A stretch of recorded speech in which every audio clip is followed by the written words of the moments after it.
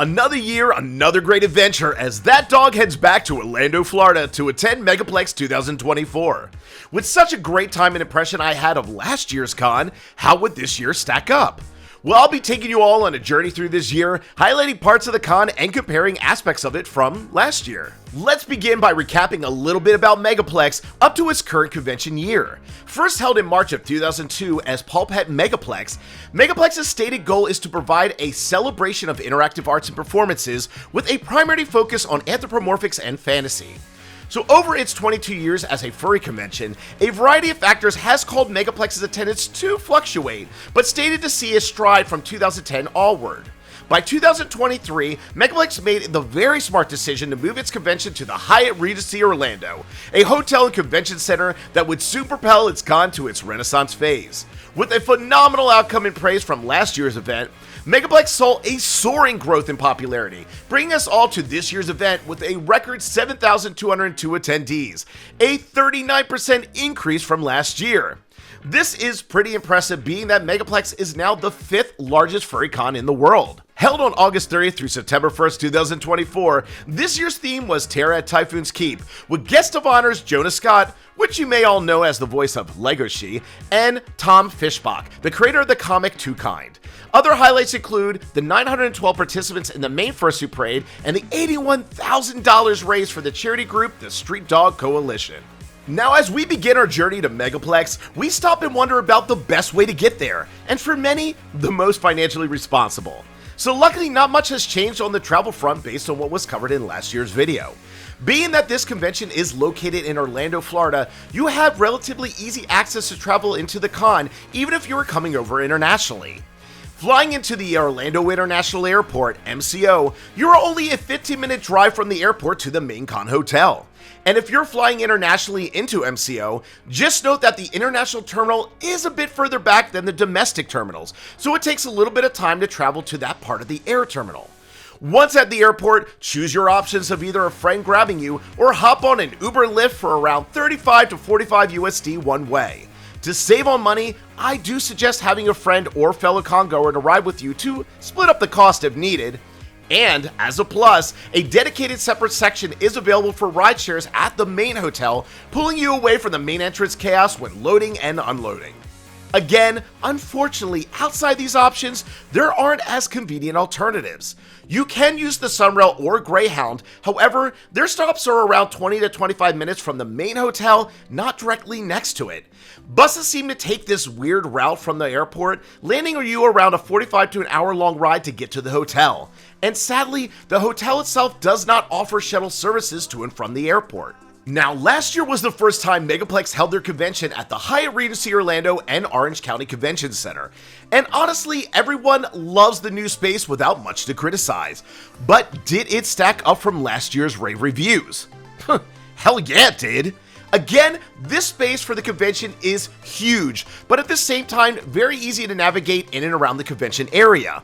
Plus, the spaces overall were very open and spread out, so there was plenty of room to run around and not bump into someone.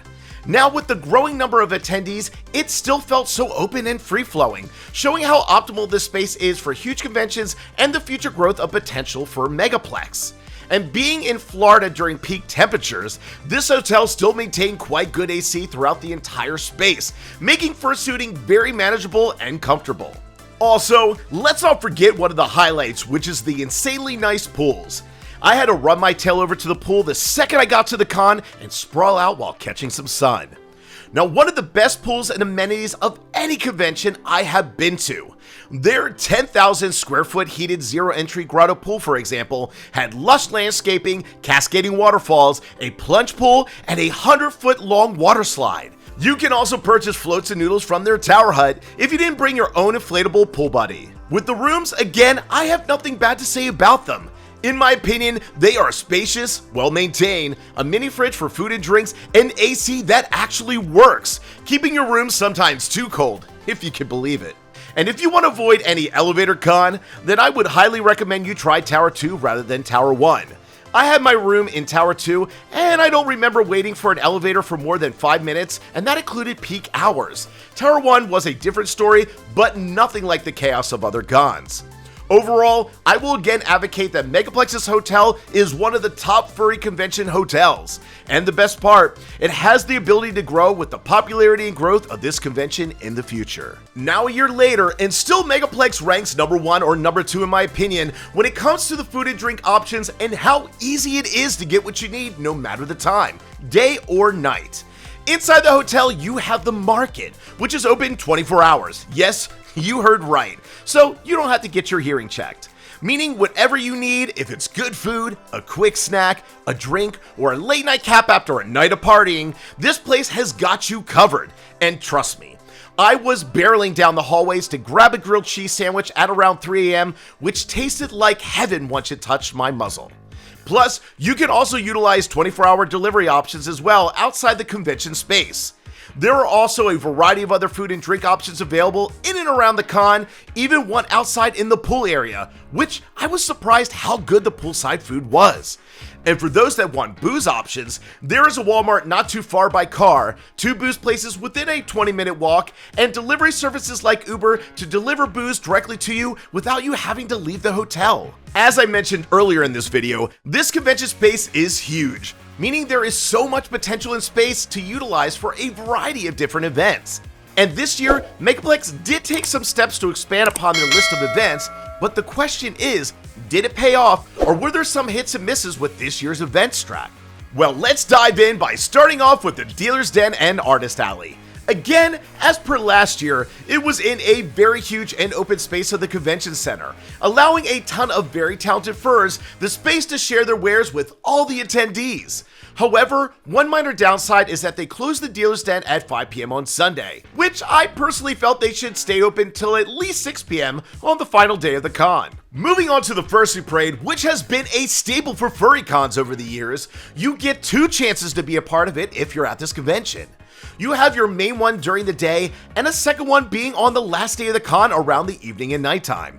912 fursuiters attended the main parade this year, which is around 12 more than last year. I will note that several attendees and I weren't fans of the 10 a.m. Saturday Fursuit Parade lineup. Honestly, I felt it was quite early, especially on one of the main days of the con. I would really suggest next year moving it up to like a noon lineup with a 1 p.m. send-off, giving all the attendees a better chance to get some sleep and attend. A new event for Megaplex this year was the Nocturne at the Keep, i.e. the night market. Now, to give you all an explanation of this event, for those that might not be familiar with it, here is a brief summary from the con. Bringing our vision of the popular nighttime event for many other conventions down to Megaplex, the night market is focused on providing a safe space for our guests where they can embrace their adult interests and meet other like-minded individuals. You will be able to shop for merchandise, dance the night away, make friends, and partake in a potion or two. You must be 18 plus and have a valid ID to attend, as well as be 21 to drink. This is a kink positive event where we encourage all our guests to express themselves in ways that they can't in the general public. Now, I have attended and helped out at these events and other conventions in the past, so I will lay out my thoughts on their first year run of the event. Overall, the event has a lot to improve upon in my opinion. I found the space itself, though very spacious, lacking any real vibe with little no decor to draw you into the experience.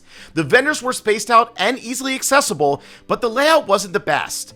Plus, I was hearing a good bit of vendors were from the Dealer's Den, which if true, kind of defeats the purpose a bit, where other cons has vendors specifically just for the night market. Now, being able to change in the event space was a plus for many attendees, so that was a nice touch, though not having direct bathroom access without having to leave the space was kind of a misstep. The DJs were doing well, but what I thought wasn't a good choice was having the drag show pop up during the busiest hour of the event, cutting off the music and having tons of attendees just sitting down on the ground hollering.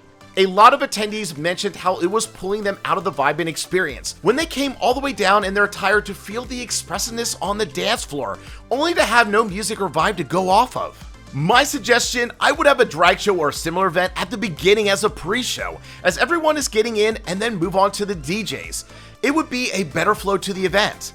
Also, suggest adding more decorations and side performances, which are done at other conventions that have this event. Again, it's Megaplex's first year, so they have a lot they can expand upon to make this event much more engaging and a banger. As expected from last year, for those that love to hit up the dances and music events, you will not be disappointed, for Megaplex had a great lineup of furry talent throughout the entire weekend. The spaces for the DJ dances was huge, allowing plenty of space to spread out, with side visual panels and a cool array of light effects to set the vibe for each set. It was also nice that the main room for the music events was quite cool, allowing comfortability while fursuiting. Amazing musical performances that followed throughout the weekend were Little Pup Milo's concert and the band Dog Park Dissidents. And if you enjoy just singing along with friends, you have the popular Furryoki. Now, unfortunately, there was a couple areas this year on the music front that didn't pan out as I hoped. One being the Furry Idol, which was canceled mainly due to technical issues, and another was the choice of scheduling when it came to some of the musical performances. On Saturday night, there was a time period where there was no music pretty much playing on the main stage, and at the same time, a show replacing the music at the night market.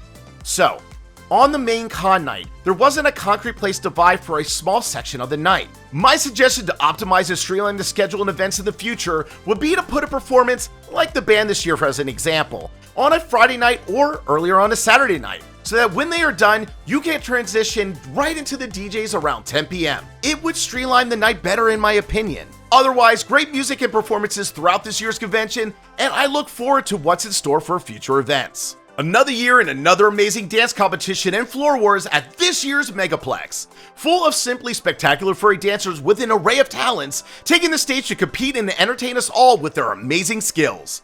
I always have to commend the level of talent and dedication furry dancers bring to the stage, and maybe one day I'll too will grace the stage. Like last year, both events ran well, with a very big floor stage, lighting, and projection screens on both sides to watch them perform.